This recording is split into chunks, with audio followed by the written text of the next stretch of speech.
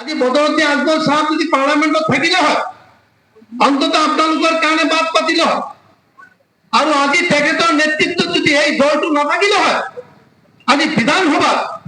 যিকেইজন মানুহে বাদ পাতি আছে বিধায়কে সেইকেইজন বিধায়কটো আপোনাৰ এআইইউডিএফৰ বিধায়ক তেখেতসকলে মাতি আছে আজি ন'মেন্স লেণ্ডত মানুহবিলাক পেলাই থৈ আহিছে কোনে আনিছে এইবিলাক বদৰুদ্দিন আজমলৰ নেতৃত্বৰ বিধায়কসকলে গৈ আনিছে ৰাজ্যপালক কোনে নিমন্ত্ৰণ দিছে এনেকুৱা অত্যাচাৰ বৰ্তমান হেমন্ত বিশ্ব শৰ্মা চৰকাৰৰ নেতৃত্বত হোৱা ইয়াৰ প্ৰতিবাদ আজি ইউডিএফে কৰিছে দলে কৰিছে বিধায়কসকলে কৰিছে আজি ৰাজ্যপালক মেমৰেণ্ডাম দিয়াৰ পিছত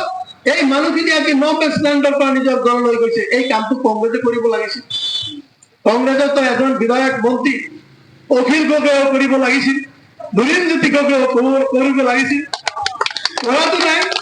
নুৰুদ্দিনও কৰা নাই গৌৰব গগৈও কৰা নাই এই অখিল গগৈও কৰা নাই এই কামটো যদি ইউডিএফৰ এমএলএ সকলে কৰিছে